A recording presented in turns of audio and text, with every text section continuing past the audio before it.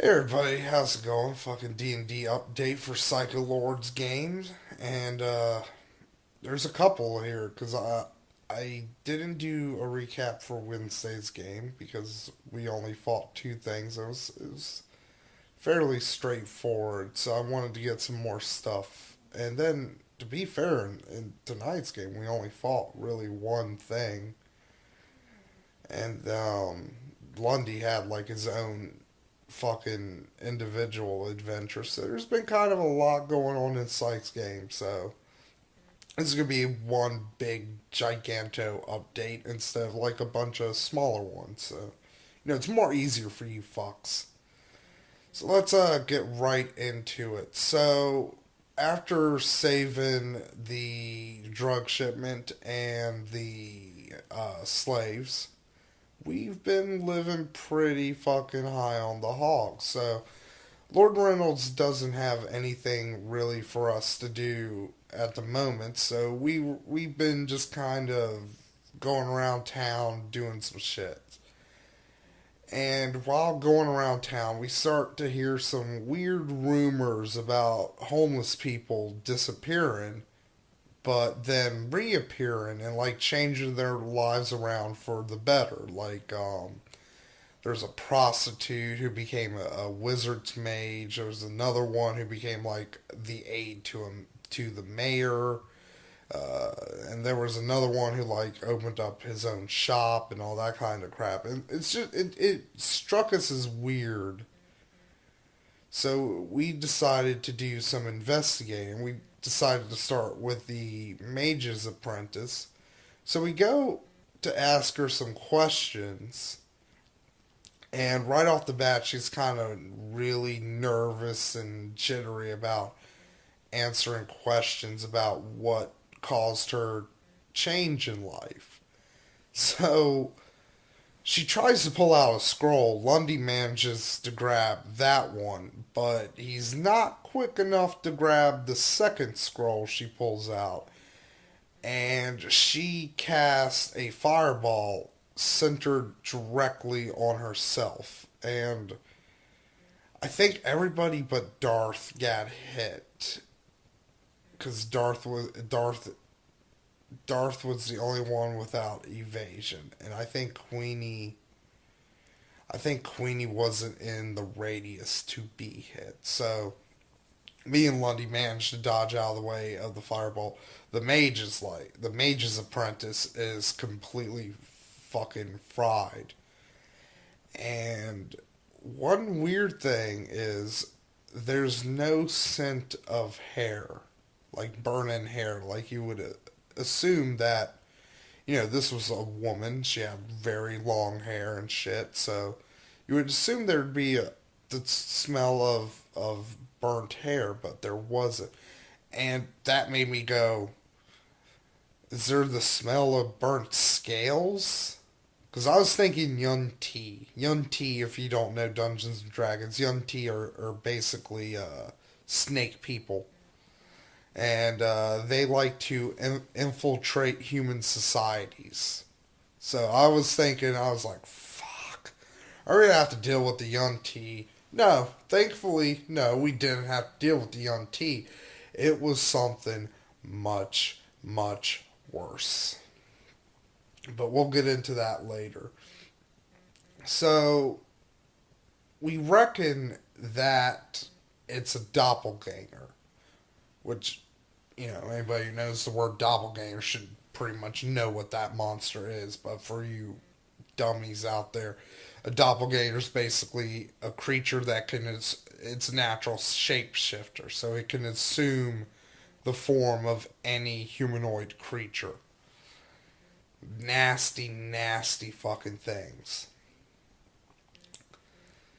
So the mage comes in and he's not happy that his I forget what it was. I think it was an alchemist lab or a scroll laboratory or something like that. He wasn't happy part of his mage academy is now a burnt husk. So he kind of berates us a bit. I tried to sneak out of there, but then, you know, I see five of this fucking dude coming down the fucking hallway, and I'm like, fuck this shit. So I get back into the fucking room. So he comes in there and he fucking teleports us. It's weird. He like teleports us like just right out the room. So it's like, we could have like walked that fucking like 5 feet, right? So like this guy's like the typical kind of archmage, like just a cocky fucking piece of shit. I'm gonna be honest, like he right now, as far as the NPCs go, he's probably right at the top of fucking El Che's kill fucking list. Cause like he is like very bourgeoisie, you know what I'm saying? I just love that. I haven't been really doing that in the last two games. There hasn't been a real good opportunity for me to get my commie on. So he he basically gives us the hint that if doppelgangers are indeed trying to infiltrate the higher echelons of this city society, that they would need a base of operations that would be rather unsavory and unappealing to most people. And of course, he means the sewers. So, yay, we finally got down into the sewers. Although, no, I don't. No, that was just a tunnel system. That wasn't sewers. I was thinking back to the first game. I was like, did we go through the sewers in that one? But then I was like, no, I don't think that was the sewers. I think that was just like a series of weird tunnels. So, we get down into the sewers, and right off the bat, Lundy fucking walks into something that basically almost fucking incinerates his ass with electricity. Turns out it's a will-o-wisp, which, they're basically vaguely skull-shaped glowing balls of light.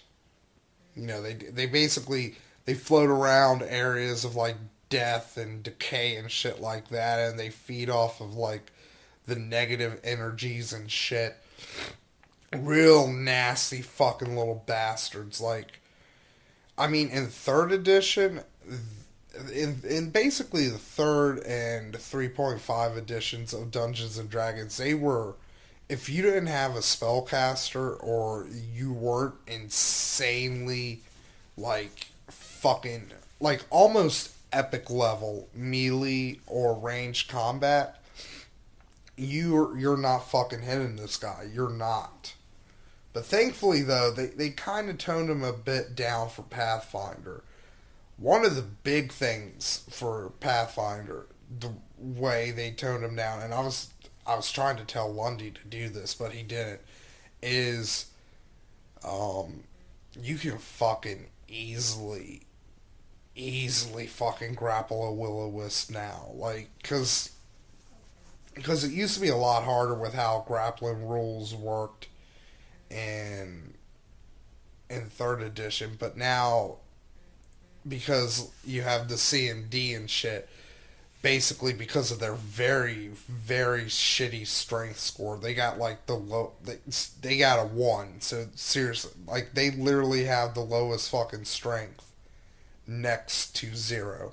That's another way in third edition you could take them out, is if you dealt any kind of strength damage to them, it paralyzed them. So, but yeah, if you in Pathfinder, your best bet, if you don't have a wizard or somebody who can sling magic missiles and shit at it, your best bet is like to grapple it and then let the fucking rogue hit it. So Queenie, although again though, Pathfinder also has these little things called guns, which Queenie has one, and she basically blew the fucking thing away into oblivion. So after that little kerfuffle, a goblin peeks his head around a corner and he starts to run away. And I'm kind of like, hey, buddy, you don't have to run. We're not here to go after you guys. And that got him to stop. And, we chit chatted for a bit. And I was like, have you seen any weird creatures going around the sewers that aren't normally around here? And he was like, oh, the fish face. And at first I thought like, oh, fish face must mean like a doppelganger because like doppelgangers have like basically think a doppelganger. It kind of looks like a gray, like an alien, like the gray aliens, like the famous, like that kind of shit, but like a lot bigger and shit. So I was like, okay, fish face might mean that guy, but then so I tip him. I give him like 10 gold pieces, which like triples the fucking wealth of his tribe. So while I'm doing this, we start to hear some the pitter patter of feet coming down the opposite end of the corridor of the swamp of the swamp of the sewer, and it's a big gang of Grimlocks, which I'm explaining a lot in this fucking version, in this recap. Grimlocks are basically they're like well, they started off as like humans like a long time ago, but for whatever reason, like their empire fell, weird magic or something, they got stuck underground.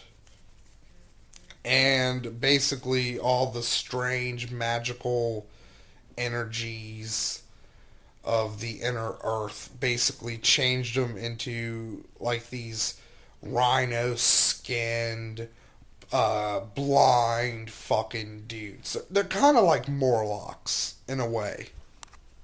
But I think Morlocks actually had sight. I think Morlocks were just like blinded by bright lights, but like Grimlocks have no fucking vision whatsoever. They get completely by on sense of hearing and smell. And I think the main reason they were made was to give Medusas a kind of lackey that they could use all the time, because that's where you'll see a lot of Grimlocks is usually in the company of a Medusa. Or in this case, the other creature that Grimlocks are very heavily associated with. So we see these Grimlocks, and I'm like, oh, Queenie, you should tell them you're a drow because, like, drow fucking enslaved Grimlocks, so these guys might be a little scared to fucking go up against you. So she does that. She kind of is like, halt for the true queen of the underworld, and they start laughing, but like not normal laughter, but like very creepy laugh, like they're all laughing at the same time in the same manner in the same fucking tone. And then all of a sudden they all start talking in unison. It's like, but we follow the true master of the underdog. And out of the fucking shadows, there fucking steps an Iliad, a fucking mind flayer. And again, once again, I gotta explain shit. A mind flayer. Sorry, I was checking the time, so the voice, my volume probably spiked right there. A mind flayer is basically a Cthulhu person. They are like these very weird alien squid people, and I think like the established lore of the D&D universe is mind flayers are actually humans, or I can't remember. They're one of the races. Like they're either humans or elves from like the far future, where they basically have evolved, like hyper evolved into this form. I think it was humans because I think the humans they started like using weird like biotechnology, and there are like these weird little parasites that they would use to enhance their mental capabilities, and like eventually, the line between host and symbiote slash parasite was completely destroyed, and like the mind flayer is like its own unique creature now. But basically, their future, they come from the time where time ends. The future, shit fucking breaks down. They can't do anything. They're fucking powerful, but they're not powerful enough to stop the inevitable end of the universe. So what they basically did is they got a bunch of their people together, and like in one final blaze of glory, they got enough psychic energy to send enough of their numbers into the past, and that's where the mind flayers come from. So they're these weird fucking things from like the future, but now they're in like this shit, like this shitty fucking primitive past and shit, and they gotta make do with all that crap. So they're really fucking nasty fucking things because one they're psychic, so they can just stand over fucking there and just fry your fucking brains. But the real nasty thing that they do is brain extraction. They eat brains. That's how they live. Like it's part of their anatomy. They fucking they're kind of like zombies. They need brains. There's something in brains. Like I think it's the the residual psychic energy in the brain matter, and that's what like actually sustains them. So it's not like oh, I'm gonna be the good mind flayer who only eats you know dogs and cats and rats and shit. Like it's like, yeah, a mind flayer could get by eating a fucking rat or a dog or something, but that would be like a human eating like a handful of peanuts every day for the rest of their life. They need actual, real, sentient creatures to get, full nourishment from. So, this mind flayer fucking steps out, and it's like, oh, fuck. Fuck. So, out of character, my plan was I was going to basically hobble Lundy because he was pretty fucking beat up at this point. I was like, hey man, while the mind flayer's eating his brain, that'll give us enough time to fucking run away and make up a plan. But no, we can't do that. So Brianna, the NPC, throws a smoke stick, and that manages to block their vision. And thankfully, we were just right out of range of the mind flayer's telepathy. So that completely blocked us off from him, and we take off running. And we find an intersection, and we start hiding there. And we start getting up positions debate because we're facing this fucker because like this is a huge fucking threat. Like if like not only is it the doppelgangers, but doppelgangers working with a fucking mind flayer. I mean, and I brought this up like after everything was done because we found a ring of sustenance on the mind flayer. So he, like this mind flayer, like made an active effort not to consume brains because like a ring of sustenance does what it sounds like. You don't need to eat, and you need to sleep very little. So this mind flayer knew it couldn't just be willy nilly eating brains. So it had a plan. It had a very devious plan. And that's the thing, too. It's like, I mean, he could be like an exiled mind flayer, like, but I'm not too sure about that. Like, I mean, there was no notes or anything that kind of pointed to a larger conspiracy, but I just, like, this is just too damn weird to me. Like, a mind flayer controlling some doppelgangers trying to take over some, like, a rinky dink pirate lord's fucking little town. Like, I just, there's gotta be something more. Or something like we don't know yet about Skullport. Like some kind of fantastical secret, like, oh, this is where fucking Jesus Christ is buried, right here in Skullport. Even though, we don't believe in Jesus Christ, that's just where he happens to be buried. Sorry, I got a fucking thing in my nose. Not like a boogie, it's like a fucking. I think it's fuzz from this blanket. I need to get a new blanket, because, like, every morning I wake up, I gotta be like a fucking chimpanzee and pick out these little fucking pink fuzz balls out of my fucking hair. Like, in fact, if you watch some of my videos, you might even be able to see a pink fuzz ball or two in my hair that I fucking miss. So, one thing I thought of to make it a much more even match was I decided to go run to recruit the goblin that I had talked to previously, and I find his tribe, and I give him a rousing fucking like the speech from fucking Independence Day, but with communism. So they're all like, "Yeah, let's do it."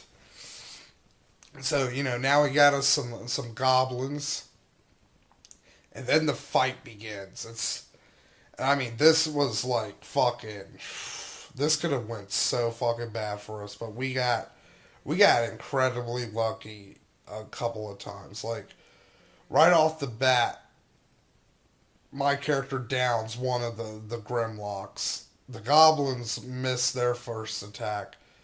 Uh, Darth fucking sets the mind flayer on fire. Queenie gets a fucking clean shot at its fucking head.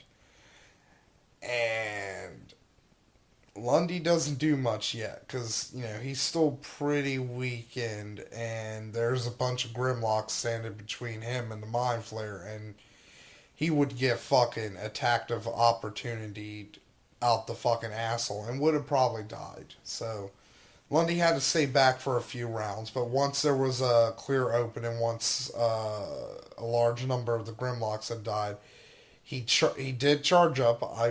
So he wasn't big pussy then. Because, like, seriously, like, a mind flayer has to be right next to you for it to take out your brain. So Lundy was putting himself in quite the fucking place of danger here.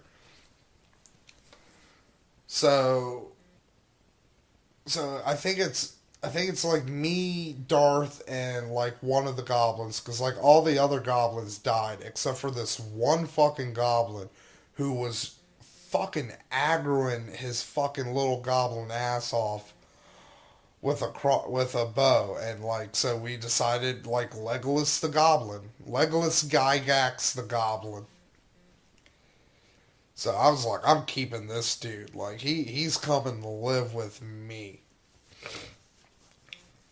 I mean, to be fair, he didn't have much choice. His entire tribe was wiped out. So it's like, oh, you can live with me in a big fucking fancy house, or you can live in the sewers for the rest of your life by yourself. Like your call, dude. He chose wisely.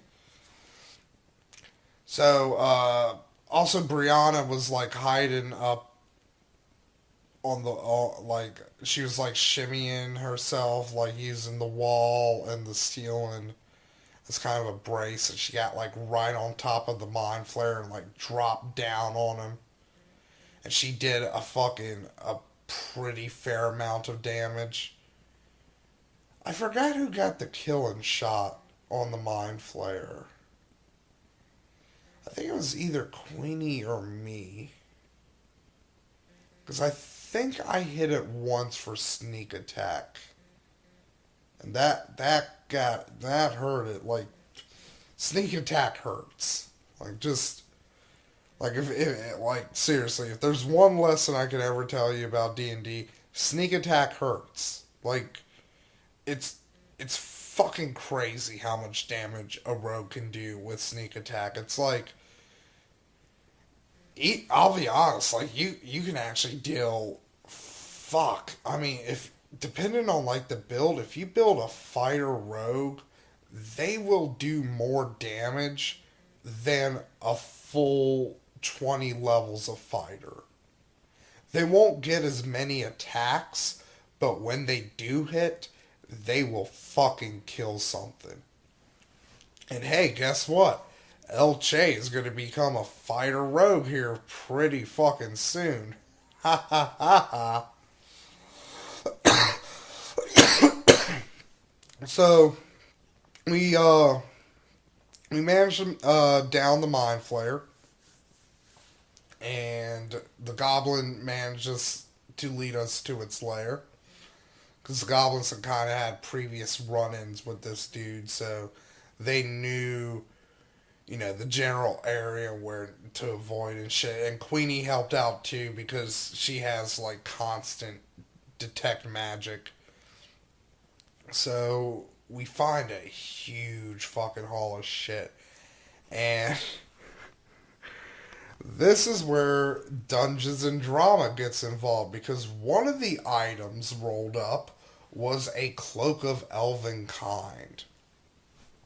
And I wanted it. I seriously want it because my whole thing in fucking with this character is stealth, and that's what a Cloak of Elven Kind does. It gives you a fucking +6 bonus to stealth, and that's a pretty fucking big bonus. So I was like, I want it. And then fucking Darth's like, I want it. And I'm like, fuck you. You don't even fucking... Like, how many stealth checks have you fucking rolled? Like, 1, 2... I roll 1 every fucking combat. Give me the cocksucking fucking cloak. But he stood his fucking ground, so we ended up having to roll for it, and he fucking got the goddamn fucking cloak. Which, ooh, that fucking chaps my fucking ass. I'm not fucking joking. It really fucking does. Because I would have had enough... If I didn't have to go out after this adventure and buy a fucking Cloak of Elven Kind, I would have had enough to upgrade my +1 repeating heavy crossbow with something else, so I would be dealing more fucking damage. And you know what? And hey, Darth, guess what? If I had that fucking, you know, if I had my fucking +1 flaming crossbow right now, I would have been able to fight the fucking thing we fought today much more fucking quickly. That fucker would have went down. But no, you had to have the fucking cloak. Fucking, I can't wait. I can't wait for like an item Darth really wants so I can be like, I'm getting it. I call it. I can't, like, I don't care if it's something I can't use. Like, I'll take it out of spite and break it in front of him. And, where did it, oh yeah, so what else happened? So, we get out of the sewer, and we decide we should probably take care of the other two, doppelgangers. It turns out one of them had already been killed because it preemptively made its move and tried to attack the mayor, but he beat it to death with a fire poker. So, you know, that one, the one out of the way. So we basically just go to the shop where the other guy is, and basically, like, we just walk in and just gun this fucker down. And, at first it's kind of like, oh my god, oh, robbery, fucking call the guards. And then, the guy's body turns into like this really fucking gangly, gray skin, hairless fucking humanoid. So it's like, hey man, we just saved you. Hey, guess what? You got a new business guy who was working for the doppelganger. And, I think I'm probably forgetting something. I know if I do, fucking, like, everybody in the game will be like, ooh, you forgot. Oh, yes, Queenie found a new person to hit on. The mage's daughter. She's, like, really cripplingly shy, though. So Queenie's having to woo her by... And I gotta give Queenie, like, an A for originality. She's basically sending a canary, a trained canary, every day to this woman with like a flower and like a poem written on the leaves and the petals of the flower. So like, I mean, Queenie is like gun ho about bidding every female NPC she can. Like, Queenie's a womanizer, man. So so that was the end of Wednesday's game. Then Lundy had his stupid fucking thing because he's like, I want a monk robe, even though by no fucking definition should I have this item available to me at this fucking time. So he goes off on his own adventure and like almost fucking dies. And he's got a recurring villain now because of it. Because it's like every fucking kung fu movie, the fucking villain's like, "Fuck you! You're not gonna kill me. I'm gonna kill me." And then he jumps and he fucking jumps off a cliff, and of course the fucking cliff is next to the ocean, so there's no fucking body. He didn't die. Like, I'm thinking about joining up with that dude too, cause like I've already told Psych, I'm gonna be friends with Gabby. Like that's my goal now. Like I'm gonna be friends with Gabby. Like me and my buddy Gabby, maiming and torturing and skinning people alive and doing some horrible shit. Me and my buddy Gabby. That's a horrible song. So, yeah, Lundy's adventure, he got the fucking stupid robe. I really want something to fucking destroy that robe. Or for Lundy to die. Like, one of the two. Either or would fucking make El Che a very content kobold. So as for tonight's game, and we actually had Kalins finally join us for once. So once again, there's really nothing to do. So Lundy decides like, hey, fuck it. Yeah, I'm gonna show off for the new guy. Let's go have us a fight. And I'm like, oh, you should have a fight in the arena in the back. Because there's probably even more dangerous things down there. And Lundy's like, you know what? You're right. So we go to that arena. Lundy's like, he just, like, there's so many fucking things, like, he could poorly choose to fight that he outright wants to fight. Like a Gorgon is offered up to him. He's like, you know what? I think I'll fight the Gorgon. That'd be pretty fun. And then Psych actually had to stop the game and like show Lundy the fucking stats for the Gorgon and like explain to him, it's like, you're not gonna fucking beat this thing. So basically, Lundy could also fight the arena owner, who turned out to be a Rakoska, which are basically Indian. They're basically like Indian demons or devils, but they're not really either demons or devils. Like they're their own type of outsider. they're evil, like a demon or a devil, but they're they're more about like power and luxury and not really hedonism. That would be more Onis, but yeah, they're more about like being worshipped and shit. Like they think, they think they're the only beings in the universe, truly worthy of worship.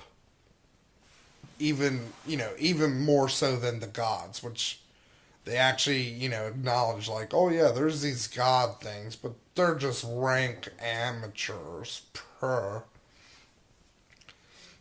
But a Rakasha you don't want to fucking go up against because, like, they're spellcasters. They're fucking, like, they're monsters in fucking melee, which fucking Lundy learned first fucking hand. But Lundy didn't choose any of those people to fight. At least not yet. Because Lundy chose option number 2, the Nightmare and its Mystery Rider, which turned out to be a wolf. So basically, a Nightmare is a giant flaming horse from hell, and a werewolf is a fucking werewolf. So I'm so fucking goddamn disappointed. Like, these fuckers didn't manage to kill him. Like, they got him fucking down. They got him down to like fucking 12 HP. But it wasn't near enough because, like, the Nightmare pussied out because, like, one thing nightmares can do is they can shift planes once per day. And, once Lundy got a couple of good hits on it, like, he fucking got the fuck out of there. And fucking, the werewolf, he managed to almost kill the werewolf, but he kind of stopped because once he got the werewolf down to, like, to 0 HP, disabled, it turned into like an elven girl. So he's kind of hesitant to kill her. And in fact, he healed her up. And when he did it, she all she said was she was supposed to be here. And then Lundy was like, who was? Cue a fucking arrow screeching through the air, hitting the fucking Rakoska right in the middle of its stupid fucking chest. And that's who it was. It turns out, like, well, later on we learn, like, there's these two elven sisters. One's like a ranger, the other's a witch. And, they're very protective of each other and shit. So the one got turned into a werewolf and captured by this fighter arena. So I guess the other one was, like, tracking her down to get her back and shit. So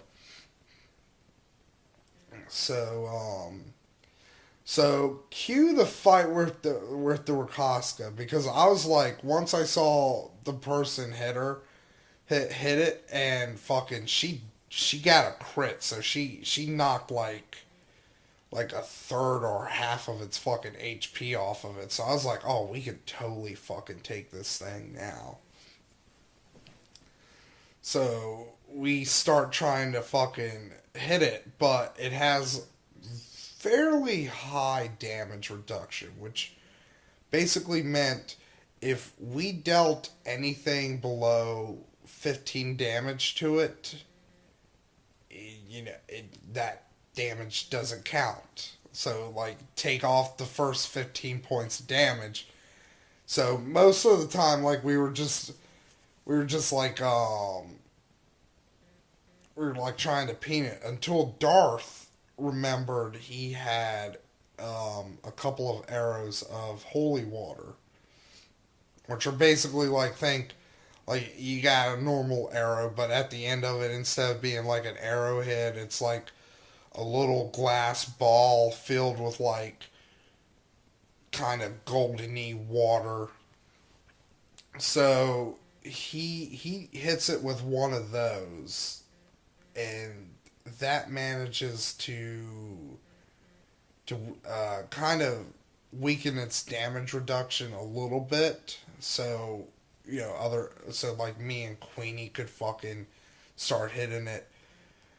Lundy tries, and Lundy, I'll give it to him for like 2 or 3 rounds. He did go toe to toe with it, but he spent a lot of his chi points fighting the nightmare. So the Rakoska got like 4 really good fucking hits on him and took him down to 0 HP. And you know what? Lundy fucking is because of me, because I was like, wait a second, Lundy doesn't have any chi points left because like during the fight with the Rakoska, he's been using his chi points to get an extra attack. So he couldn't use it to buff up his 8 armor class to the point where it couldn't hit him anymore. So it got him, and it got him fucking hard. So Lundy goes down, and Queenie crits this fucker and just fucking blows its goddamn fucking head off. Well, she doesn't blow its head off because I took the head and I'm mounting it above my fireplace. Because, like, if there's one fucking creature that represents the bourgeoisie, and there's plenty of fucking creatures that represent the bourgeoisie in fucking Dungeons and Dragons. But if there's only one, it would be the Rakoska. So we beat it, and we start looting the arena and shit. So sorry, I was turning over. So we start doing that. We find a chest, and Queenie tries to open the door that the chest is like behind, and a lightning bolt comes shooting out of it, hits Queenie, almost hits me and Brianna. I think it hits Darth for half damage, and luckily Kalance was standing close enough to like Lundy to where he didn't get hit. So we get a shit ton of fucking gold and items and stuff. So God, I kind of wish I didn't buy that fucking +1 bayonet.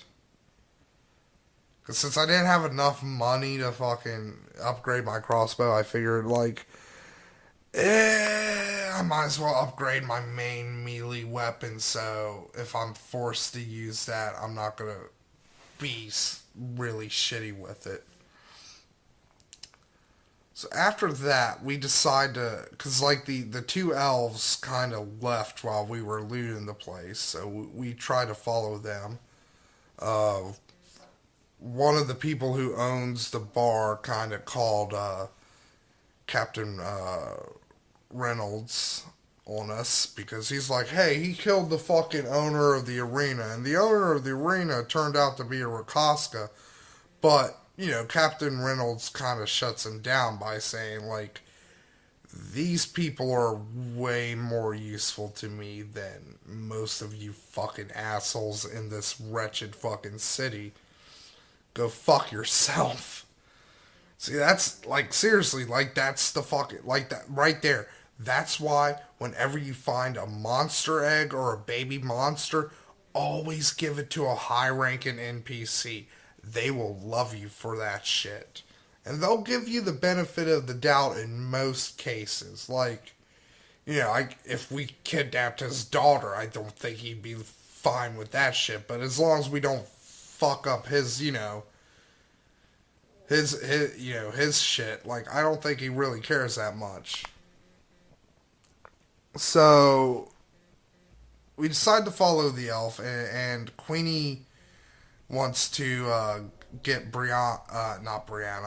Anna to tag along because she wants to hit on her some more, and she succeeds. So we set off to track down the elves. But on the way, we run into three nymphs, which a nymph, it's basically a fairy creature, which they're basically incarnations of beauty. So this is how beautiful they are. They're so beautiful, their beauty acts as fucking armor. They add their charisma bonus to AC. So, and also they add their fucking charisma bonus to fucking save. So it's like they're so beautiful, like fucking nothing wants to hit them. So Darth has the fucking bright idea. It's like, oh, I'm gonna go talk to one of them.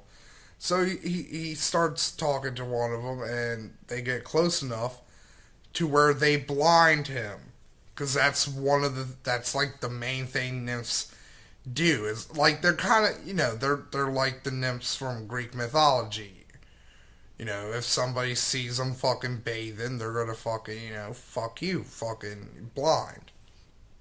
But thankfully, nymphs are also good creatures, so unless you're being like a total dick about it, they'll probably cure you of your blindness that they cause. So they cure Darth, and they give the party the option of bathing with them, which Queenie, Lundy, and Darth all jump at. Well, not Lundy. Lundy's like a fuddy duddy because he's like, I don't want to bathe with the beautiful naked women because I'm Lundy. And I know, Lundy, you're going to fucking say, hey, El Che didn't fucking jump in there. Well, guess what? El Che is a fucking lizard creature. El Che doesn't even have external genitalia. So go fuck yourself, Lundy. I am like the only person who has a reason besides fucking Kalen's character, who's fucking gay.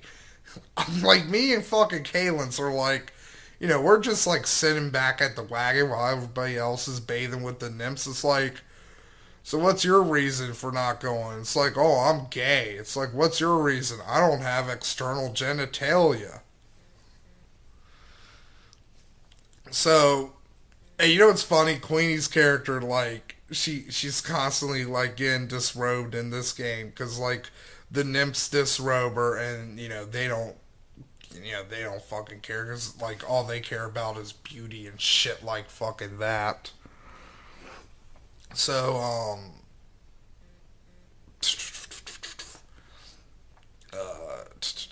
I forgot. God damn it, where was I? I completely lost my fucking train of thoughts. Nymphs. Queenie. Oh yeah, Queenie also like Queenie forgot she wasn't in her disguise, so she tries to run up to Anna, and Anna sees like, oh my god, it's a fucking drow. So she gets ready to fucking attack. Thankfully, Queenie and Lundy managed to defuse that situation. So I mean, Anna's probably a little leery of Queenie's character right now, but like she doesn't want to kill it, so that's good. So we finally managed to track down where the elves are, and the one is not too happy about it. She comes out of a little hut, and arrows drawn and shit, ready to fucking attack. Um, Lundy manages to talk her down a bit, and him and Queenie and I think Anna goes in. I think it's mainly Queenie and Lundy who go in, and they start chit chatting. Lundy fucking says something really fucking dumb, almost gets his fucking throat slit.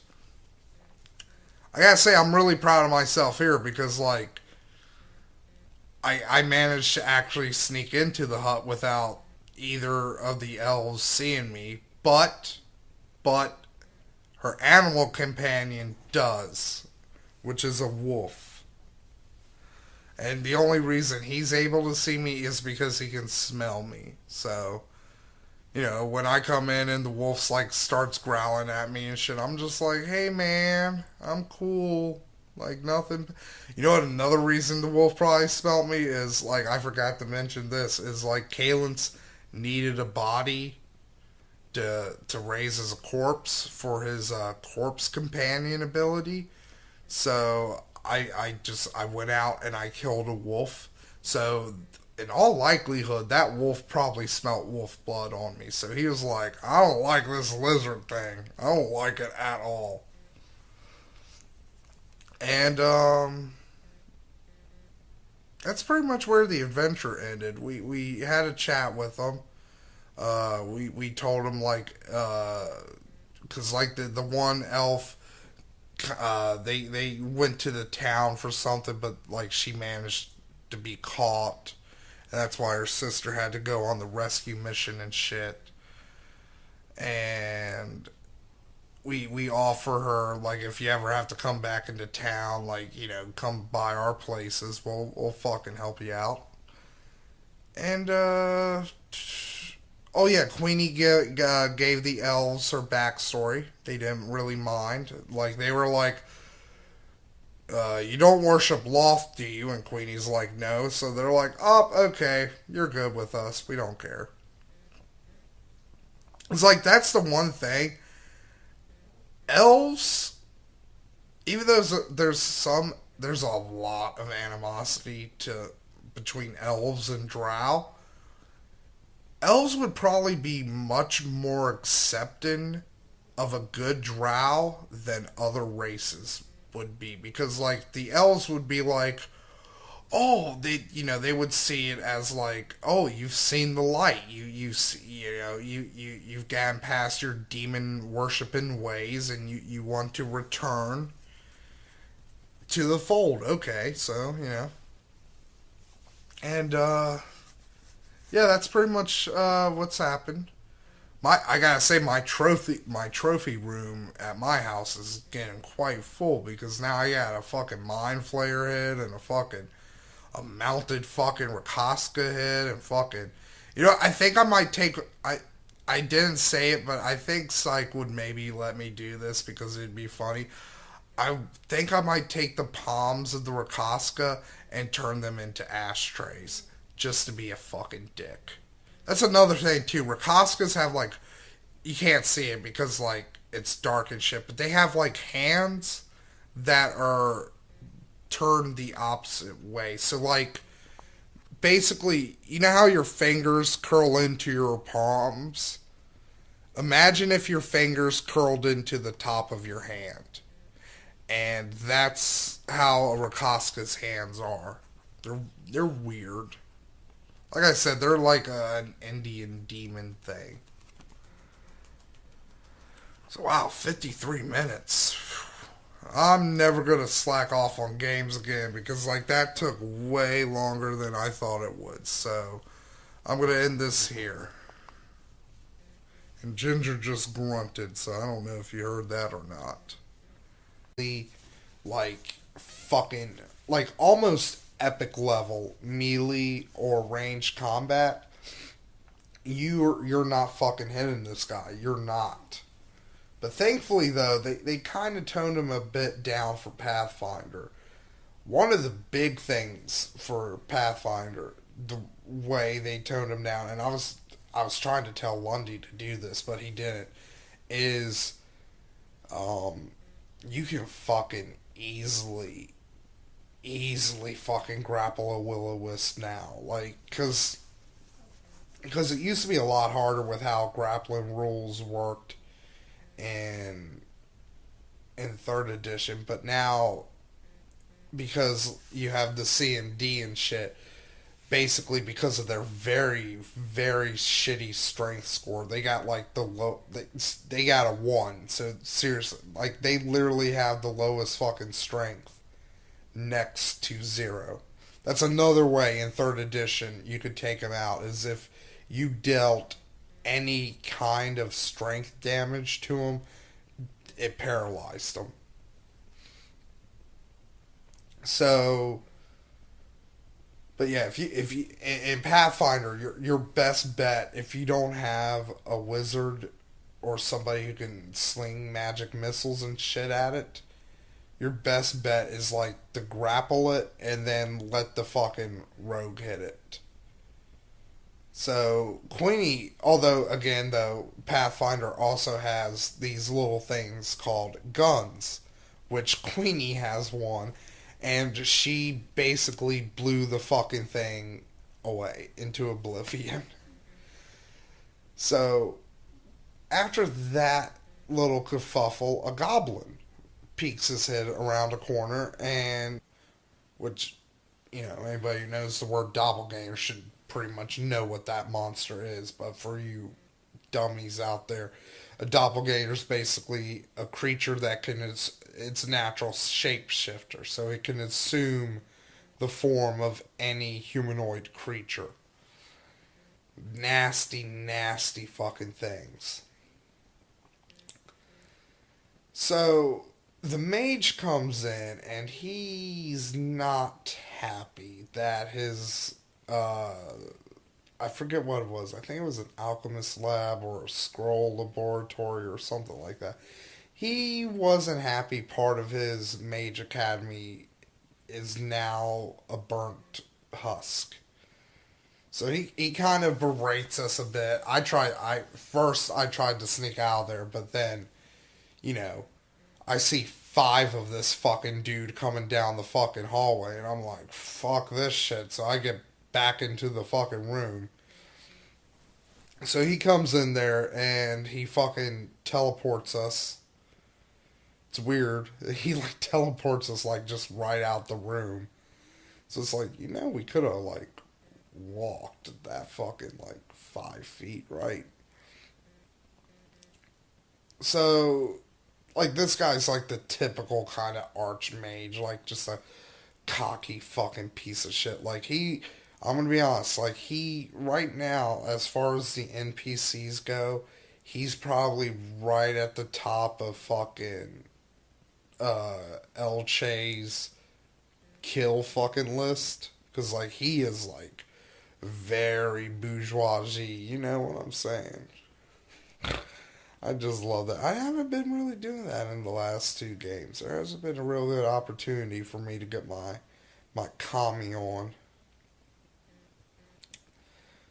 So he he basically gives us the hint that if doppelgangers are indeed trying to infiltrate the higher echelons of this city society, that they would need a base of operations that would be rather unsavory and unappealing to most people.